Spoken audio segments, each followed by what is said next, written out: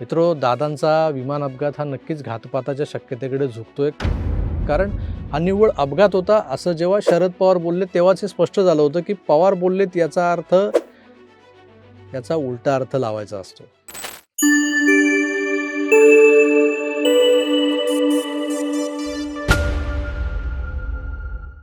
महाराष्ट्रात दर 2-1 महिन्यांनी काहीतरी भयानक घडतं आणि ते अचानक घडतं. मग राजकीय भूकंप येतो. काल रोहित पवारांनी भाजपच्या आय-टी सेलच्या एका कार्यकर्त्याच्या म्हणजे समीर ठक्करच्या ट्विटबद्दल भर पत्रकार परिषदेत उल्लेख केला, की त्या ट्विटमध्ये हे अचानक भयानक घडणार आणि भूकंप येणार याचा उल्लेख होता, असा आरोप केला त्यांनी.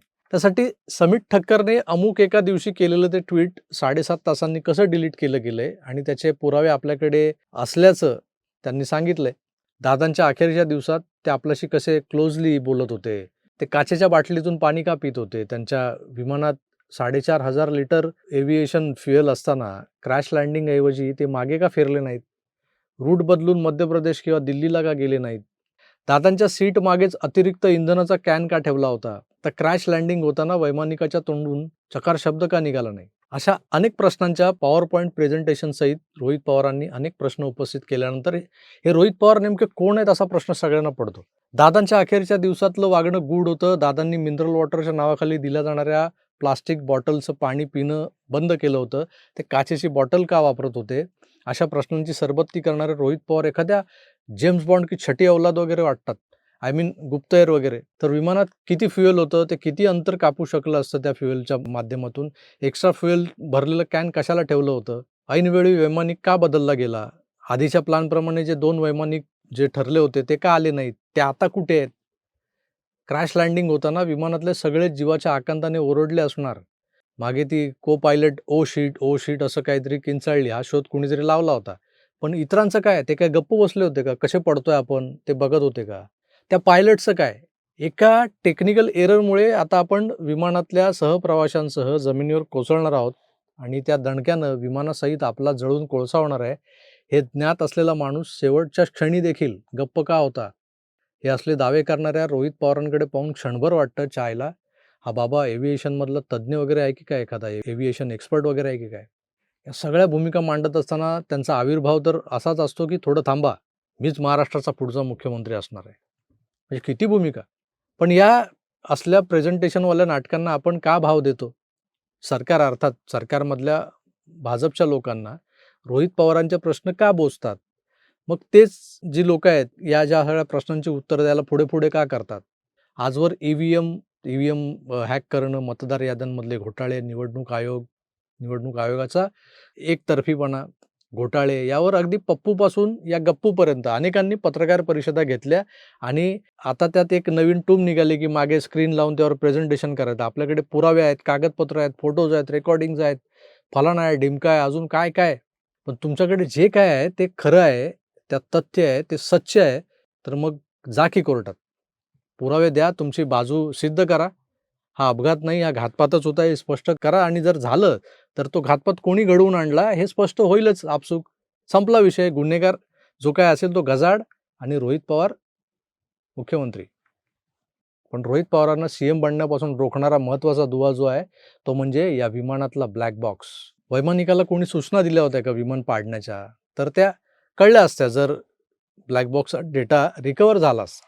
ओ शिट, ओ शिट ऐवजी दुसरंच काहीतरी बोललं गेलंय का?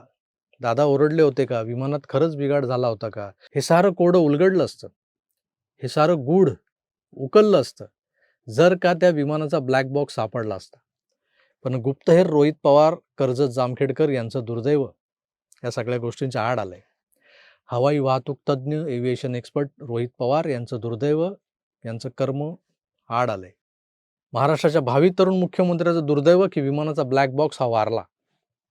वारला म्हणजे तो जळून खाक झाला असं सांगितलं जातंय. Flight data recorder, cockpit voice recorder अर्थात ब्लॅक बॉक्स हा क्रॅशच्या त्या क्षणी, क्रॅशच्या वेळेला एक्स्ट्रीम कंडिशनना फेस करू शकतो. आजवर पाहिलं आपण 3.5 टनाचा हाय इम्पॅक्ट जो काही दणका असतो तो सहन करत सतत 1 तासांपर्यंत जो 1100 डिग्री सेंटीग्रेड आगीत त्या तापमानात सुरक्षित राहू शकतो. 6000 मीटर खोल पाण्याखाली तो पाण्याचा दाब किंवा पाण्याचा इम्पॅक्ट सहन करत व्यवस्थित राहू शकतो. तो ब्लॅक बॉक्स. अजितदादांच्या विमानात नक्की लावलेला होता का हो?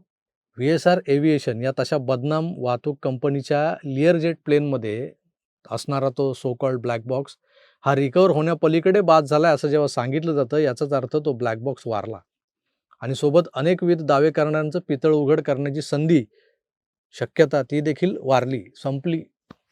मित्रो, दादांचा विमान अपघात हा नक्कीच घातपाताच्या शक्यतेकडे झुकतोय, कारण हा निव्वळ अपघात होता असं जेव्हा शरद पवार बोलले तेव्हाच हे स्पष्ट झालं होतं की पवार बोललेत याचा अर्थ, याचा उलटा अर्थ लावायचा असतो.